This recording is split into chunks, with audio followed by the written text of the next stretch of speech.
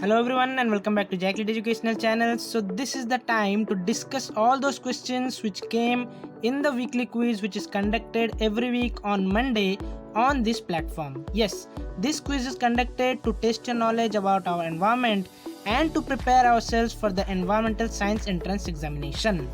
So this video is going to be very interesting and we will know many useful concepts related to environmental science which will be helpful in the entrance examination.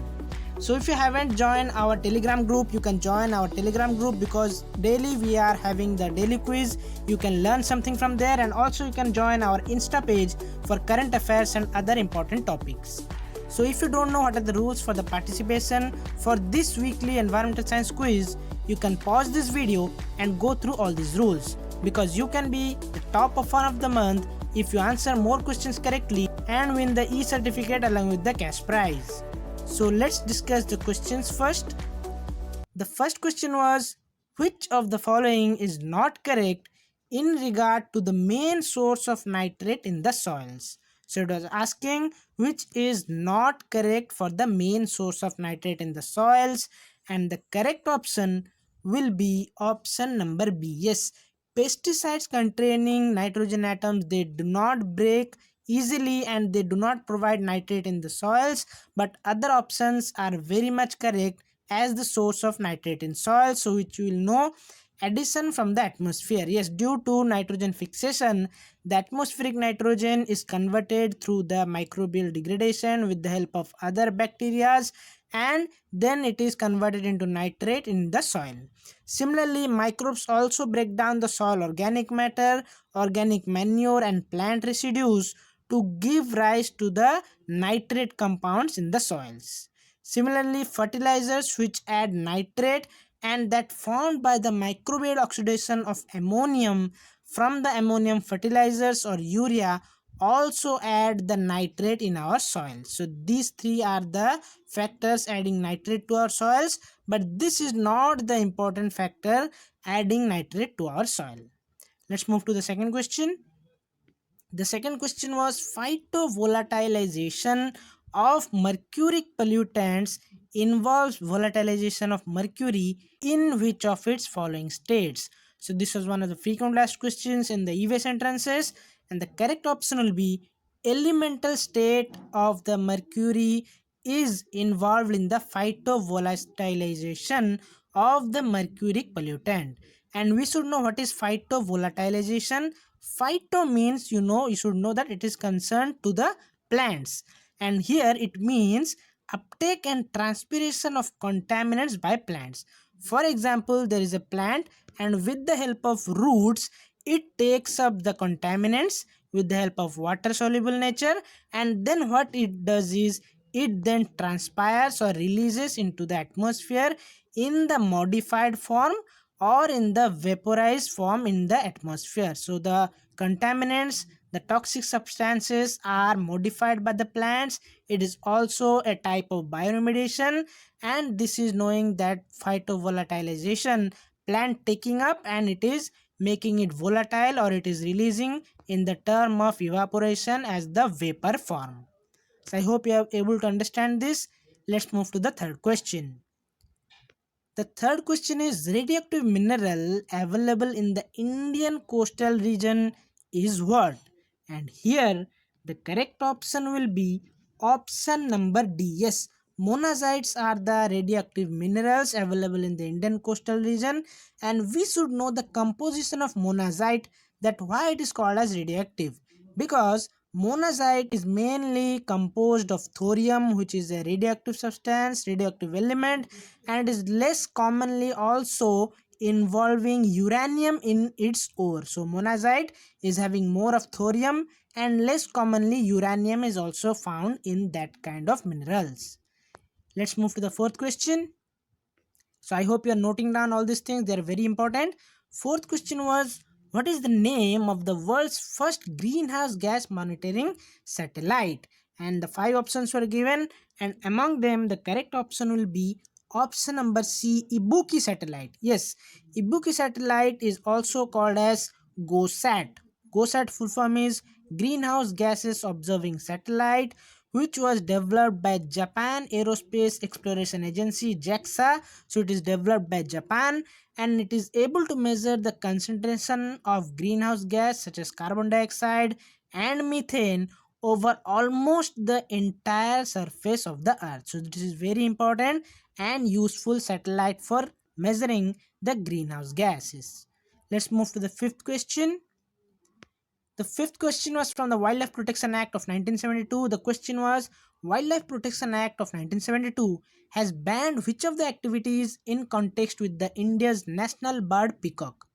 And here the correct option will be option number C. Yes, 1 and 3 only. That means killing of peacock is banned, and also export of peacock feather is also banned. But domestic trade of peacock feathers is not banned. It is allowed as per the Wildlife Protection Act 1972 rules. So let's move to the sixth question.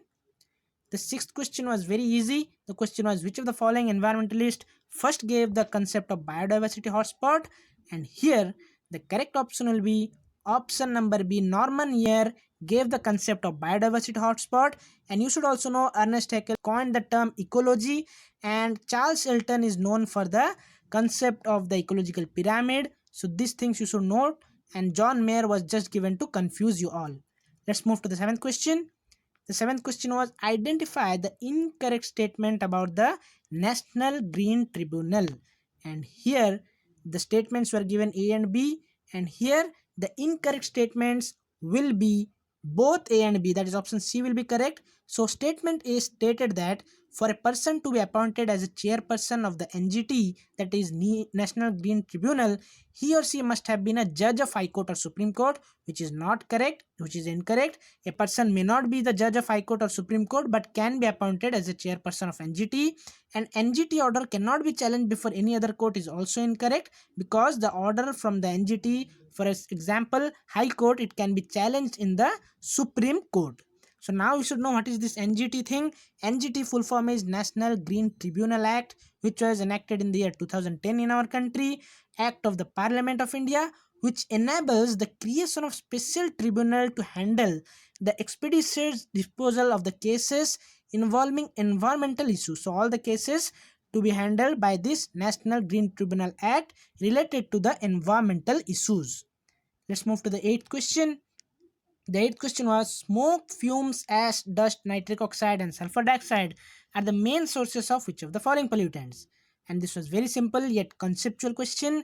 These all are the example of primary pollutants. So they are released from one source. They are not formed by the combination of many primary pollutants to make them secondary. So these are all the primary pollutants. Coming to the ninth question. The ninth question was, identify the correct statements. So the statements were given by the oxides of nitrogen, and here the correct option will be option number D. All of these statements are correct related to the oxides of nitrogen, and we should know one by one. First is nitrogen monoxide is a colorless gas, one of the principal oxides of nitrogen, and nitrogen dioxide is a reddish brown gas with a chlorine-like odor. So its odor is chlorine-like and it is reddish brown in nature, the color. And nitrogen dioxides are produced from the reaction of nitrogen and oxygen gases. So all of this will be correct. Let's move to the final question. The final question was very conceptual. The question was, which of the following may be used in the reclamation of soil? So soil reclamation के लिए कौन सा इस्तेमाल होता है?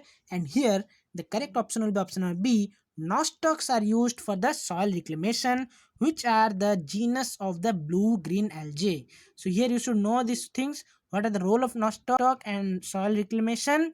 So here we will know that saline alkali soils are generally unsuitable for raising crops. So these things are very unsuitable, the soils which are very much saline and alkaline. But here blue-green algae, that is here the nostoc is a genus of blue-green algae, they have been helpful in reclamation of such soils. So how they help in reclaiming this type of soils, these saline soils? Because they do the preferential absorption or adsorption of the sodium by them. So they absorb and adsorb the sodium on them. That's why the sodium is released from the soil, making it suitable. And these blue-green algae are also in the saline alkaline habitat, reduces the salinity by 25 to 30%. They reduces the pH, they reduces the electrical conductivity as well as exchangeable sodium. As a result, they make the soil perfect for raising crops. This is the type of soil reclamation, and they also increase the aggregation, hydraulic conductivity, soil nitrogen and permeability of the soil. So these are very important things related to the blue-green algae nostoc for soil reclamation. So now it's time to reveal the results for this quiz contest. So unfortunately nobody was able to secure 10 out of 10 marks, but you all have done well in this quiz contest. So top performers are Alka Jain, Akshay Bharadwaj, Somrita Banerjee, Geeta Sharma, Priyanka Soren, Akanksha Ray, Sohavani, Fatima Muhammad, Khadija Samreen, Barkha Bist, Rakhi Tyagi, Eljiva Prabhakaran and Anjali Sharma. So congratulations to all of you. Keep up the good work. And if you don't want to miss the further updates and want to participate in this quiz, then make sure you have subscribed to the channel and hit the notification icon.